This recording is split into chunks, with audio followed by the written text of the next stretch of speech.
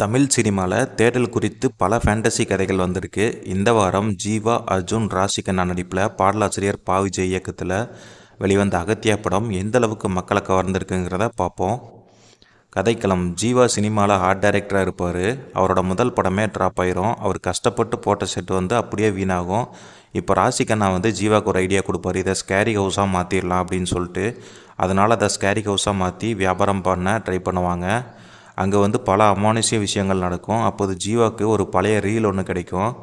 அந்த ரீலில் அர்ஜுன் ஒரு சித்த மருத்துவராக வருவார். 1940 சித்த மருத்துவராக அப்போதுள்ள ஒரு கொடூர ஃப்ரெஞ்சு ராஜாவோட தங்கச்சியை குணப்படுத்துவார்.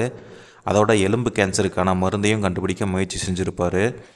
அதோட அந்த கதை முடிஞ்சிடும். அதுக்கப்புறம் ஜீவாவோட அம்மாவுக்கும் அதே நோய் வரும். ஜீவா எப்படியாவது 1940 என்ன நடந்துச்சுங்கிறத தெரிஞ்சுக்க முயற்சி செய்வார். அதோட அந்த கேன்சர் மருந்தை கண்டுபிடிச்சாங்களா இல்லையா, அப்படி இருந்தால் அதை நம்ம அம்மாவை குணப்படுத்த முடியுமா முடியாதா, இதற்கு ஒரு பேய் தடையாக வர பிறகு என்ன ஆனதுங்கிறதா இந்த படத்தோட மீதி கதை. படத்தை பற்றி கருத்து என்னென்னா, ஜீவா நீண்ட வருஷம் கழிச்சு ஒரு ஹிட்டு கொடுக்கலான்னு புதிய முயற்சியில் ஃபேண்டசி கதையில் களமிறங்கியிருக்காரு. அவர் தன் கதாபாத்திரத்தில் சிறப்பாகவே நடிச்சிருக்காரு. அதே நேரத்தில் சித்த மருத்துவராக வரும் அர்ஜுன் வழக்கம் போல் எந்த அலட்டலும் இல்லாமல் நடிப்பை நிறைவாக கொடுத்துருப்பாரு. வில்லனாக வரும் எட்வர்டும் கவனம் ஈர்த்திருப்பார். ராதா ரவியும் கவனம் ஈர்க்கிற மாதிரி நல்லா நடிச்சிருப்பார். நக்கல் பேச்சில் ரசிகர்களை கவர்ந்திருப்பார். 1940 பாரதிதாசன், அம்பேத்கர், ரெட்டைமலை சீனிவாசன், முரசொலி போன்ற காட்சிகள்லாம் ரெஃபரன்ஸ் கொண்டு வந்திருப்பாங்க. அது ரசிகர்களை கொஞ்சம் ரசிக்க வச்சுருக்கோம். அதே நேரத்தில் மகரதி கதை போல் அந்த காலம் இந்த காலம்னு கதையை அப்படியே நகர்த்தி கொண்டு போயிருப்பாங்க. ஆனால் எந்த ஒரு சுவாரஸ்ய காட்சிகளும் இல்லை. அதுலேயும் இந்த மாதிரி பேய் படங்கள் என்றாலே காமெடி ஒர்க் அவுட் ஆகணும். இல்லைனா ஆடியன்ஸ் அவ்வளோவா விரும்ப மாட்டாங்க.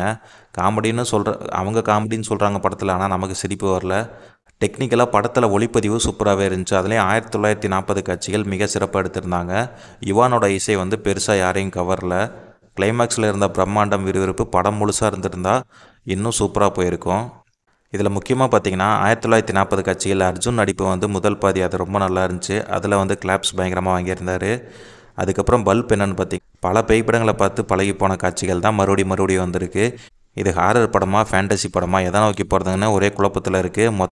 மொத்தத்தில் அகத்தியா சுவாரஸ்யத்தின் உச்சமாக இருக்க வேண்டிய கதை சுமாராக அமைஞ்சிருக்குன்னு சொல்லலாம். இதோட ரேட்டிங் 5க்கு 2.5 கொடுக்கலாம். இதை நீங்களும் தேட்டரில் பார்த்துட்டு உங்களோட கருத்து என்னன்னு சொல்லிட்டு கமெண்ட்டில் சொல்லுங்கள். தேங்க்ஸ் ஃபார் வாட்சிங்.